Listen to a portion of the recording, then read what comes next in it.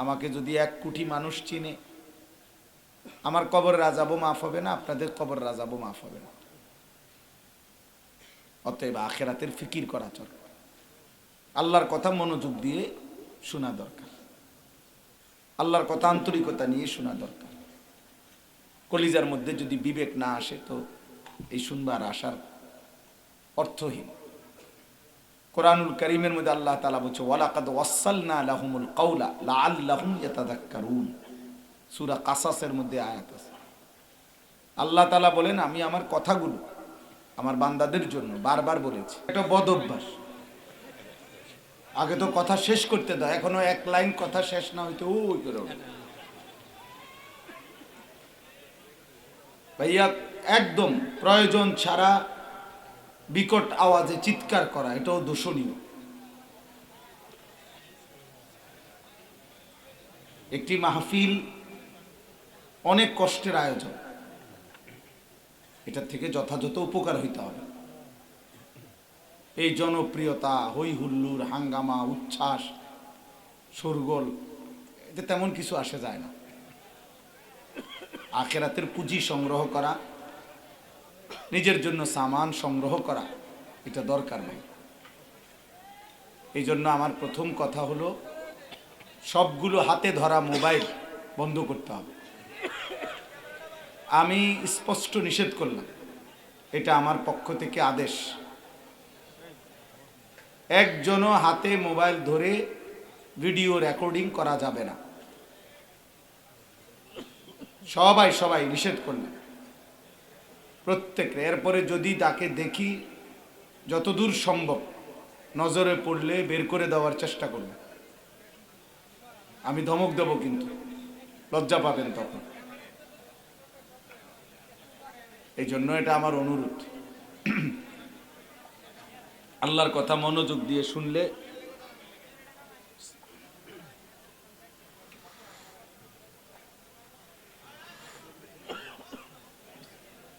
বরকত হবে। কোরআনুল কারীমে আল্লাহর আদেশ, আল্লাহ তাআলা বলছেন যখন কোরআন পড়া হয় ফাসতামিউ লাহু ওয়া আনসিতু, তোমরা মনোযোগ দিয়ে শোনো এবং চুপ থাকো। লাআল্লাকুম তুরহামুন, যদি মনোযোগ দিয়ে শোনো এবং চুপ থাকো অবশ্যই তোমাদের উপরে রহমত বর্ষিত হবে। এটা আল্লাহর ওয়াদা। এই জন্য দোস্ত, আরো হোক মানুষ, কম হোক বেশি হোক, এতে কিছু আসে যায় না, কিন্তু মূল বিষয় হলো আল্লাহর কথার প্রতি মনোযোগী হওয়া।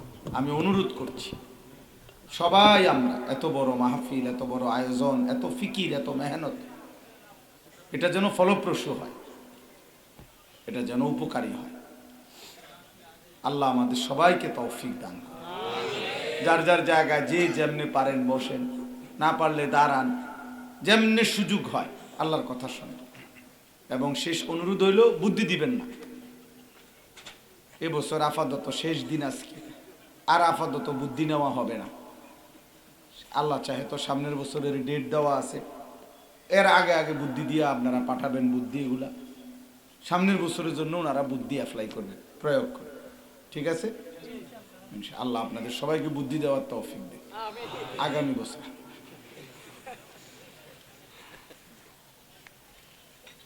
আলহামদুলিল্লাহ আলহামদুলিল্লাহ নাহমাদুহু ওয়া নাস্তাঈনুহু ওয়া নাস্তাগফিরুহু ওয়া নু'মিনু বিহি ওয়া নাতাওয়াক্কালু আলাইহি ওয়া নাউযু বিল্লাহি মিন শুরুরি আনফুসিনা ওয়া মিন সাইয়্যিআতি আ'মালিনা। من يهده الله فلا مضل له ومن يضلله فلا هادي له ونشهد أن لا إله إلا الله وحده لا شريك له ونشهد أن سيدنا وحبيبنا ومولانا محمدا عبده ورسوله أما بعد فأعوذ بالله من الشيطان الرجيم بسم الله الرحمن الرحيم ويوم تشقق السماء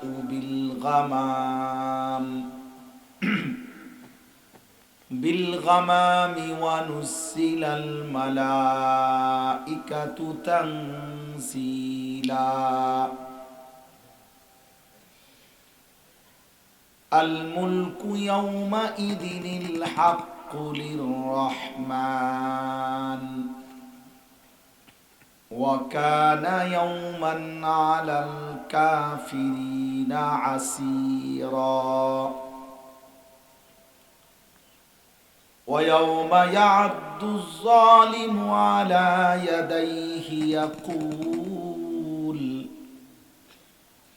يقول يا ليتني اتخذت مع الرسول سبيلا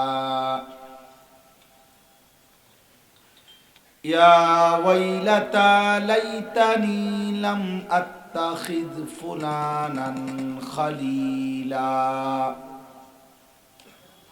لقد أضلني عن الذكر بعد إذ جاءني وكان الشيطان للإنسان خذولا صدق الله مولانا العظيم وقال نبينا صلى الله عليه وسلم المرء على دين خليله فلينظر أحدكم من يخالل اللهم صل على محمد وعلى آل محمد كما صليت على إبراهيم وعلى آل إبراهيم إنك حميد مجيد اللهم بارك على محمد وعلى آل محمد كما باركت على إبراهيم وعلى آل إبراهيم إنك حميد مجيد سبحانك لا علم لنا إلا ما علمتنا إنك أنت العليم الحكيم الحمد لله আল্লাহ পাক রব্বুল ইজ্জত জুল জালাল ওয়াল ইকরামের ফজল কারাম রব্বুল আলামিনের অপরিসীম ইহসান মেহেরবানি দয়া আল্লাহ তাআলা আমাদেরকে আজ 13 জানুয়ারি 2026 রোজ মঙ্গলবার কিশোরগঞ্জ জেলা চরশোলাকিয়া বনানী মোড় আল ফালাহ যুব সমাজের উদ্যোগে আজকের এই 2 দিন ব্যাপী 13তম বার্ষিক শানে রিসালাত সম্মেলনের দ্বিতীয় দিনের সমাপনী দিনে এই পর্যন্ত আল্লাহ তাআলা আমাদেরকে আসবার বসবার আল্লাহর জন্যই জমা হওয়ার তৌফিক দান করেছেন আলহামদুলিল্লাহ।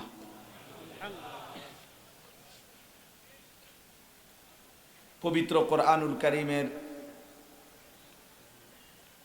19 নম্বর পারা 25 নম্বর সূরা সূরা ফুরকান, এই সূরার 5টি আয়াত 25, 26, 27, 28, 29 এই 5টি আয়াত আমি আপনাদের সামনে তেলাওয়াত করেছি। আমাদের ছোট ভাই একটু আগে মুনাব্বি ভাইয়ের ছেলে যেই তেলাওয়াত করলো, ও যেই 2-3 আয়াত পড়ছে এই সূরা থেকেই পড়ছে।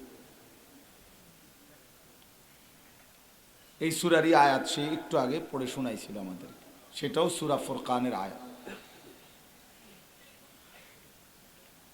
এই 5টি আয়াতকে সামনে রেখে আপনাদের সামনে সামান্য কিছু কথা আমরা আরজ করতে চাই।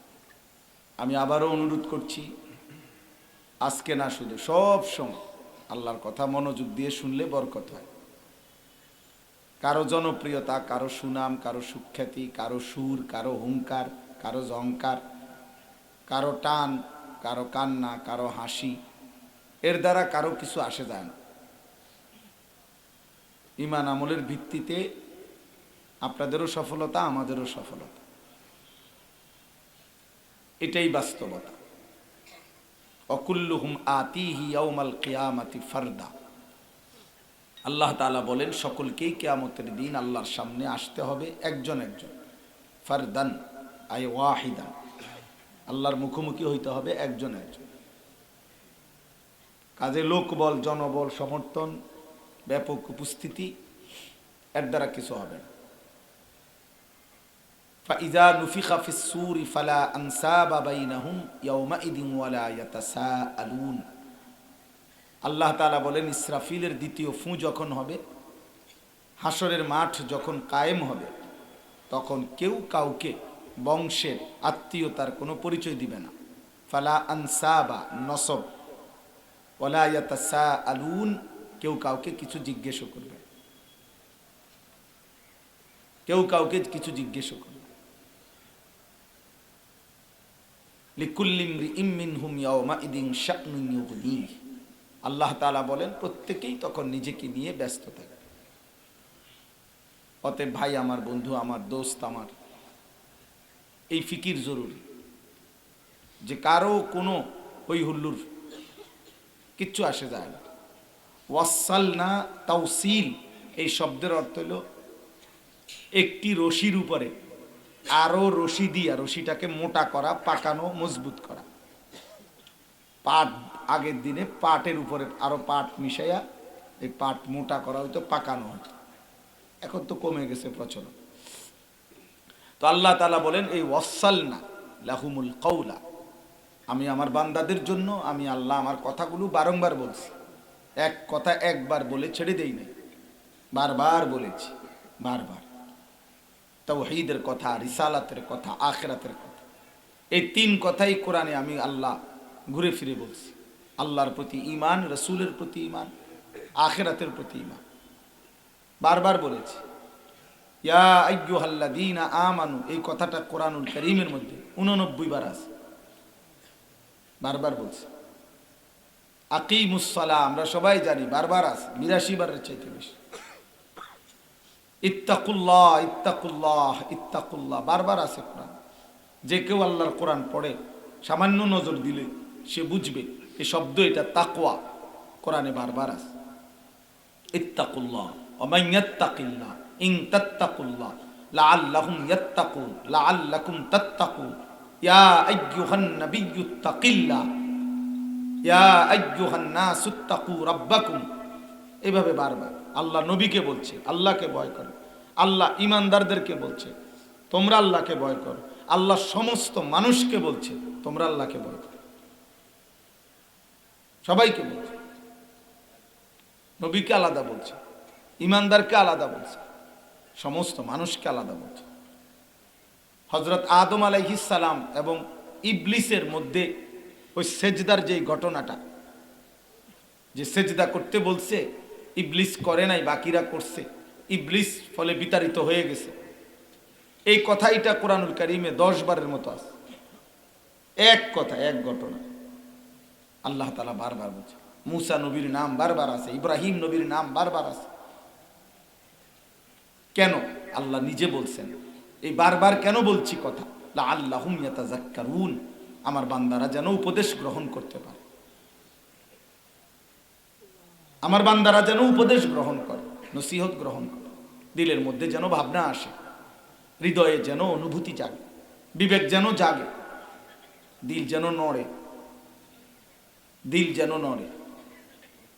আল্লাহ তাআলা কোরআনুল কারীমের মধ্যে বলছেন ইয়াইযুকুম লাআল্লাকুম তাযাক্কারুন, আমি আল্লাহই তোমাদেরকে ওয়াজ করছি, আল্লাহ নিজে ওয়াজ করছেন। ইন্নাল্লাহা ইয়া'মুরু বিল আদলি ওয়াল ইহসান ওয়া ইতা'i যিল কুরবা ওয়া ইয়ানহা আনিল ফাহশাই ওয়াল মুনকারি ওয়াল বাগি, এই 6টি কথা আল্লাহর ওয়াজ। যারা জুমার নামাজ নিয়মিত পড়েন দেখবেন দ্বিতীয় খুতবার মধ্যে শেষ দিকে ইমাম সাহেব খুতবার লাস্টের অংশে এটা পড়ে, ইবাদাল্লাহ রাহিমাকুমুল্লাহ ইন্নাল্লাহা ইয়া'মুরু বিল আদলি ওয়াল ইহসান ওয়া ইতাইযিল কুরবা ওয়া ইয়ানহা আনিল ফাহশাই ওয়াল মুনকার ওয়াল বাগই ইয়াইযুকুম লাআল্লাকুম তাযাক্কারুন। আল্লাহ বলেন এই কথাগুলো আমি আল্লাহ ওয়াজ করছি তোমাদেরকে, কেন? লাআল্লাকুম তাযাক্কারুন, যেন তোমরা উপদেশ গ্রহণ করতে পারো। এই যে আল্লাহ এক কথা বারবার বলছে, উপদেশ বান্দা, আমি উপদেশ চাই তোমার, তুমি যেন দিল নড়ে। লাআল্লাহুম ইয়াতাফাক্কারুন, আমার বান্দারা যেন ভাবে, আমার বান্দারা যেন ভাবে। ফাতাবিরু ইয়া উলিল আবসার, আল্লাহ বলছে হে চোখওয়ালা বান্দারা ভাবো। ফাতাবিরু, তোমরা ভাবো। ফাতাবিরু ইয়া উলিল আলবাব, হে বুদ্ধি বিবেক সম্পন্ন বান্দাগণ ভাবো। লা আয়াতিল লিকাউমিন ইয়াতাফাক্কারুন, আল্লাহ বলে চারিদিকে দিক দিগন্তে যারা ভাবে ফিকির করে তাদের জন্য অগণিত কোটি কোটি কুদরতের নিদর্শন আছে। ভাবলেই আমি আল্লাহকে খুঁজে পাইবা, একটু দিল কাজে লাগাইলেই বিচার বুদ্ধি বিবেক বিবেচনা বোধ এটা যদি কাজে লাগাও তা আমি আল্লাহকেই খুঁজে পাইব। আমার ইবাদতেরই গুরুত্ব, আমার গোলামি, এটাই তোমার বুঝে আসবে যদি ভাবো। সানুরিহিম আয়াতিনা ফিল আফাক ওয়া ফি আনফুসিহিম হাত্তা ইয়াতাবায়্যানা লাহু আন্নাহুল হক। আল্লাহ বলেন দিক দিগন্তে আমি আমার নিদর্শন ছড়িয়ে দিয়েছি এবং তোমার নিজের দেহেও আমি আমার নিদর্শন রেখেছি। যেদিকেই তাকাও, চারিদিকে দেখো বা নিজের মাঝে দেখো, তোমার কাছে এই কথাই স্পষ্ট হবে যে আমি আল্লাহই সত্য, আমার কথাই সত্য। দোস্ত, আমার দিল কাজে লাগানো দরকার, ভাবা দরকার, বিবেচনা বোধ। মানুষ তাকেই বলে যার বিবেচনা আছে, বিবেক আছে, বুদ্ধি বিবেচনা আছে, আকলে তাম আছে, পূর্ণাঙ্গ আকল দিমাগ, প্রয়োজন পরিমাণ জীবন পরিচালনা মতো বুদ্ধি বিবেচনা সামান্য পরিমাণ হলেও আল্লাহ প্রত্যেককে দিছে, সকল সৃষ্টিকে। একটা পিঁপড়া হোক, একটা সাপ হোক, বিচ্ছু হোক, একটা কুকুর হোক, বিড়াল হোক, আ'তা কুল্লা শাইইন খালকাহু সুম্মা হাদা। আল্লাহ সব সৃষ্টি করেছেন এবং ওই সৃষ্টিকে তার প্রয়োজন পরিমাণ চলার উপযোগী বুদ্ধি, ন্যূনতম সামান্য যেটুকু দরকার আল্লাহ দিছে। এক পিঁপড়া বুঝছে যে তার খাবার তাকে আরো কিছু অংশ খেয়ে বাকিটুকু অংশ সংরক্ষণ করে সংগ্রহ করে তারে বহন করে গর্তে নিয়ে যাইতে হবে, এটা আল্লাহ তারে বুঝ দিছে। একটা পিঁপড়া যদি ছোট্ট প্রাণী এটা বুঝে, তার পরবর্তী বেলার খাবার এই বনরুটির থেকে একটু অংশ নিয়ে তাকে আবার বহন করে গর্তে নিয়ে জমা করতে হয়। আবার একটা হাতি কোনোদিন সে যেই কলা গাছ অথবা যা খায় এগুলা বা যেগুলা ফেলে থাকে পড়ে থাকে, হাতি কোনোদিন এখান থেকে এক টুকরা সাথে করে নিয়ে যায় না, সে নিয়ে যায় না। তাইলে একটা পিঁপড়া যদি এত ছোট্ট হওয়ার পরও সে সংরক্ষণের গুরুত্ব বুঝে, হাতি বুঝে না। না, আল্লাহ বলছেন হাতির জন্য যেটা দরকার আমি ওটা ওরে দিছি, পিঁপড়ার জন্য যেটা দরকার ওরে এটা দিছি, ওরে আমি এটা আলাদা দিছি। প্রত্যেক একটা কুকুর লাঠি আলগি দিলে সে দৌড় দেয়, পরে এই বুদ্ধিটা কে দিল, কে বুঝাইলো যে এটা লাঠি, এটা আঘাত করলে সে ক্ষতিগ্রস্ত হবে। আল্লাহ বলেন প্রয়োজন পরিমাণ আকল বিবেচনা বোধ আমি দিছি, কিন্তু মানুষকে আল্লাহ তাআলা আকলে তাম, পূর্ণাঙ্গ আকল, পূর্ণাঙ্গ দিমাগ, পূর্ণ বুদ্ধি, পূর্ণ বিবেচনা, পূর্ণ বিবেক আল্লাহ তাআলা মানুষকে দিয়েছে, মানুষকে দিয়েছে। আর আল্লাহ তাআলা পুরা কোরআন নাজিল করেছেন, বান্দা আমি তোমার সেই বিবেক জাগাইতে চাই, আমি তোমার সেই আকল কাজে লাগাইতে চাই, আমি আল্লাহ তাআলা তোমার ফিকির তৈরি করতে চাই, তোমার দিল নাড়াইতে চাই, তোমার হৃদয়ে যেন ভাবনা আসে কে আমি, কোত্থেকে আসলাম, কেন আসলাম, কে পাঠাইলেন, কেন পাঠাইলেন, আমি যা করছি তিনি তা চান কিনা, তিনি যা চাচ্ছেন আমি তা করছি কিনা। দোস্ত আমার এতটুকু নড়াচড়া বিবেক বোধ এই বিবেকের এই পার্থক্য শক্তি যদি না থাকে সে মানুষ না, আর যার মধ্যে থাকে সে মানুষ। আমাদের প্রত্যেকের কাছে অনুরোধ, আমি আপনি সবাই আমরা এটা বোঝা উচিত, আমার বিবেক, আমি মানুষ কিনা। তো বিবেক যদি পার্থক্য শক্তি, যদি বিবেক মানে পার্থক্য শক্তি, বিবেচনা মানে পার্থক্য শক্তি, এটা সত্য, এটা মিথ্যা, এটা ন্যায়, এটা অন্যায়, এটা উচিত, এটা অনুচিত, এটা করণীয়, এটা বর্জনীয়, এটা আদেশ, এটা নিষেধ, এটা হালাল, এটা হারাম, এটা পাক, এটা নাফাক, এটা জায়েজ, এটা নাজায়েজ, এই পার্থক্য বোধ, এই পার্থক্য বুঝ, এতটুকু বিবেচনা বোধ যার আছে তাকে মানুষ বলা হয়। আর এটা যার মধ্যে নাই, খোদার কসম, তাকে মানুষ বলে না, জানোয়ার বলা হয়। যে পূর্ণাঙ্গ বিবেচনা বোধ যার মধ্যে নাই, হালাল হারামের পার্থক্য নাই, উচিত অনুচিতের পার্থক্য নাই। তাহলে এই জন্য সহজ হিসাব, প্রত্যেকেই নিজেরে মিলাইলে হলো, যার কাছে হালাল হারামের পার্থক্য নাই ও মানুষ হওয়ার অনুপযুক্ত।